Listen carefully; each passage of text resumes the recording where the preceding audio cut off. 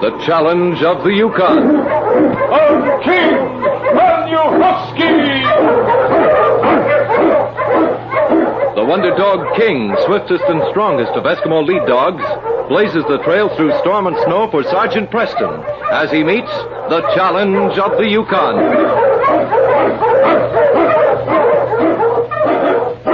Sergeant Preston was typical of the small band of Northwest Mounted Police who preserved law and order in the new Northwest country, where the greed for wealth and power led to frequent violence and bloodshed. But in spite of the odds against them, Sergeant Preston and his Wonder Dog King met that challenge, and justice ruled triumphant.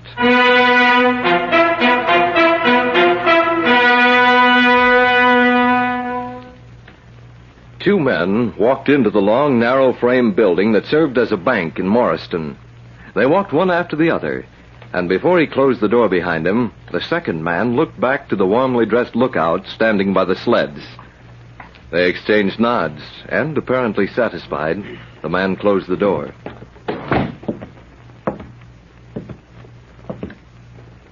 Looks like you're about ready to close up. Huh?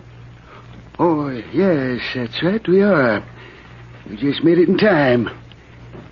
Say, I don't think I've ever seen you before. Going to open an account here? No.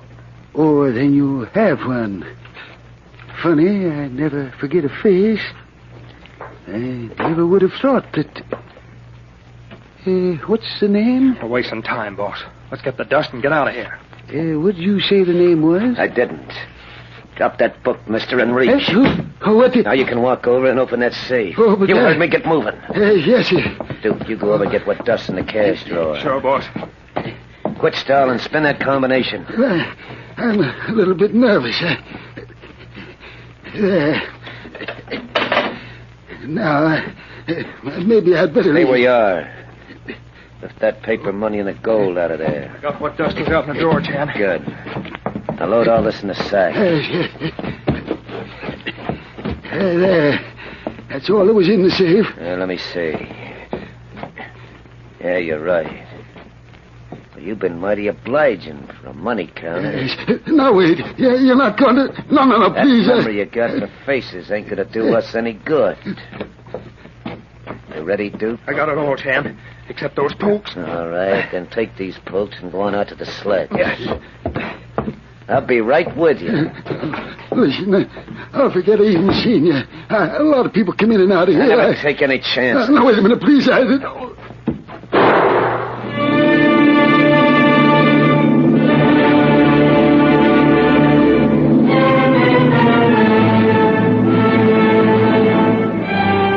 week passed, and then, in the early morning, at an isolated spot surrounded by birch trees, a driver halted his team of dogs.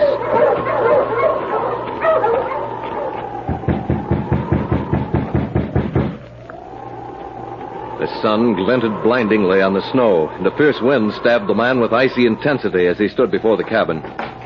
Oh, it's you, Chick. Come on in. Where's the boss? Right here. Meet my breakfast. What brings you in so early, Chick? Charlie Sullivan saw us leave the bank in Morriston. He's on his way to half mile now to meet Sergeant Preston. Red was on the lookout. Well, he slipped up.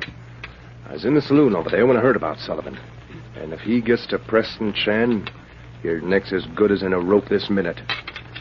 And the rest of us ain't much better off. No. That Mountie. That Mountie's been out to get you a long time. You've just been lucky so far that he ain't been able to get enough evidence to do the job up the way he'd like to. But it looks to me like you'll get all you'll need. Unless you stop Sullivan, and stop him fast. Yeah, I see what you mean. Duke, get the sleds ready to travel. Okay, Ted. What are you going to do? I'm going to stop Sullivan. What's more, I'm going to stop that Mountie, too. I'm tired of running from that redcoat. Every time we get a good thing, he starts nosing around. Wait a minute. It's suicide to murder a Mountie. Why, the whole force would be out on our skins. Don't worry. We've already got an idea. Our first job's to head off Sullivan. Then we'll take care of Preston.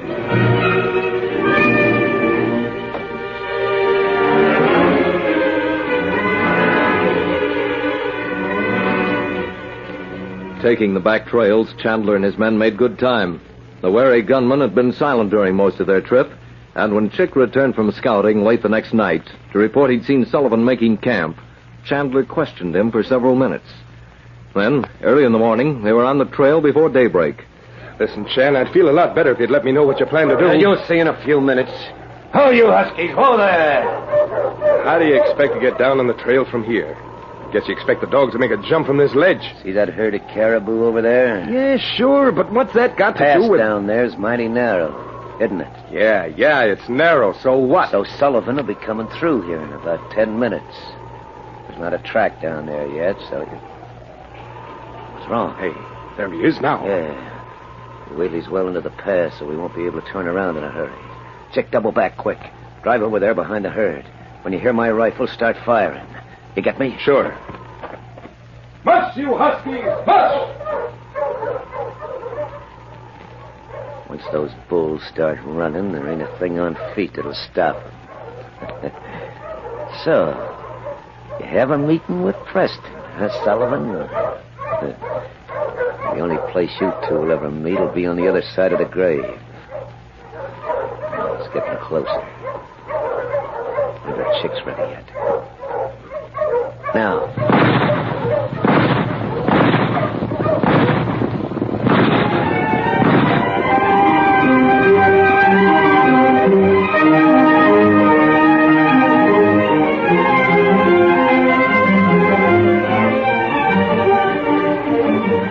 It was a week later, and on the trail north of Half Mile where Charlie Sullivan had met his death, Sergeant Preston stood, looking up to the ledge walling the narrow pass. Clem McCall said this was about where it happened, fella. If Sullivan hadn't sent me a letter, I never would have known he was on his way to Half Mile. Well, evidently someone else knew, too. The great dog King walked beside the Mountie, sniffing the air curiously. For mixed with the animal scents that came to his nostrils was another scent, the scent of a man. He looked at Preston questioningly, and then ran over the icy crust of the snow to discover the source. A few minutes later, he came on the man, leaning against a rock, his rifle trained on the Mountie, who walked back along the trail. Preston's dog, huh? Almost at the speed of light, King lunged at him, tearing the man's arm from the rifle. And as the dog stood, his fur bristling dangerously, he kept the man from retrieving the weapon that had fallen to the snow. Caribou herd still in the hills, that's it. I'll get the money the same way I got Sullivan. All right, you mutt. Too bad my revolver's in camp. King caught the threatening tone in the man's voice. And as the man retreated, leaving the rifle behind, the dog waited until he was out of sight, and then went back to his master.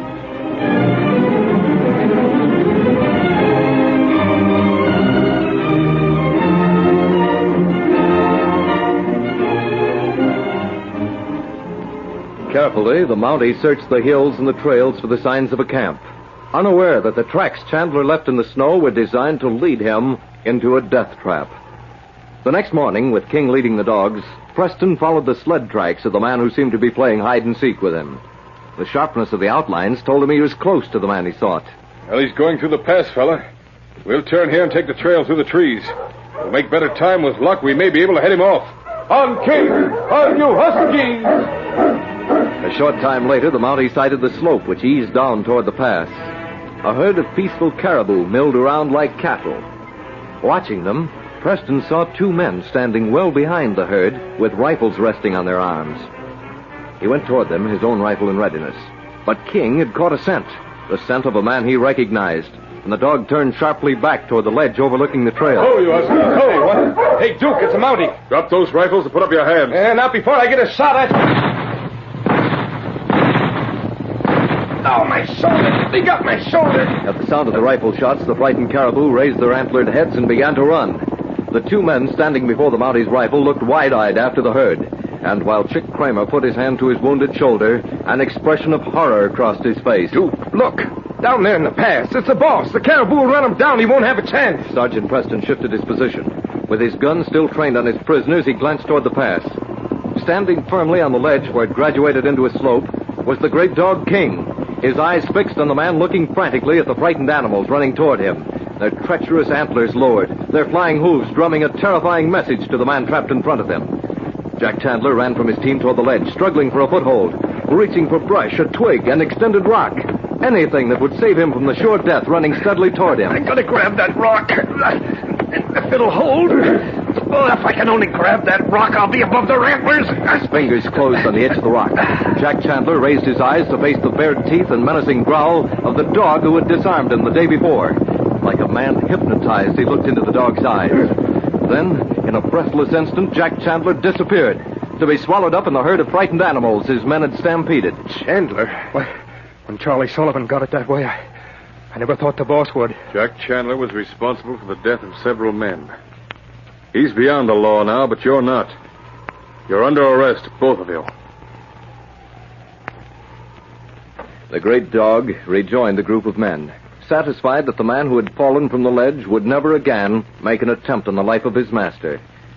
But as Duke and Chick moved sullenly toward the Mounties' sled with Preston's gun held on them, neither King nor the policeman knew that both men had but one thought: to escape. It's a good 2 days' trip to town, so we'll hit the trail now. Travel as far as we can, then make camp. All right. Get the dogs up, King.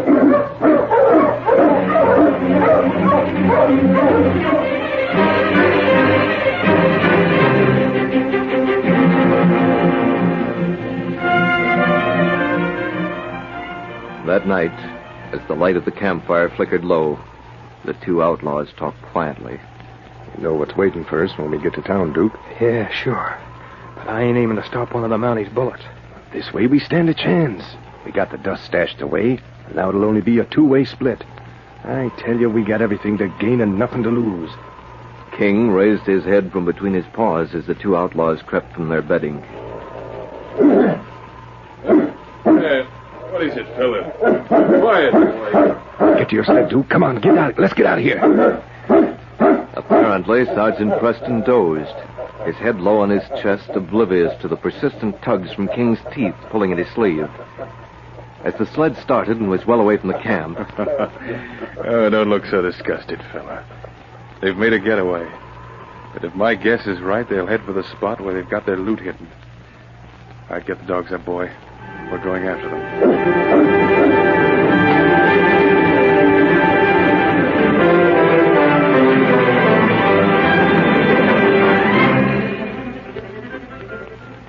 With King leading the dogs, the Mountie followed the tracks clearly edged in the snow. It was after daybreak when they arrived at the cabin. Preston pulled his sled into the protection of a rock formation. Meanwhile, inside the cabin... Hey, Chick, what are you standing at the window for? Come on, give me a hand with this dust. Yeah, I should have thought of it. The Mountie, he followed us, Duke. Get your rifle. We'll give him a fight. Just wait till he lifts his head over that rock. Yeah, I think we're going to bag us a Mountie, Duke. There, give it to him.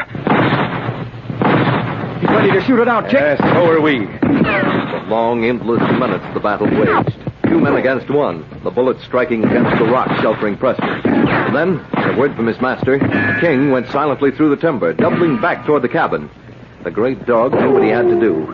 Instinctively, he steeled his body for the impact that was to come. The large window was at the side of the cabin. Duke and Chick were firing from the front of it through the cracks in the logs. King measured the distance, then broke into a run, gathering speed with each long stride, and then the jump. Seconds later, the window smashed at the impact of the dog's body. Hey, dog, get him, Duke! How can I get him? You don't stay in one place long. I'm taking a beat. Drop your guns. You heard me. Drop them. Okay. Well, I see I'm just in time to take the gold you've collected back to town with me. You're under arrest, both of you. And this time there'll be no escaping. Yes, fella, thanks to your help, the case is closed.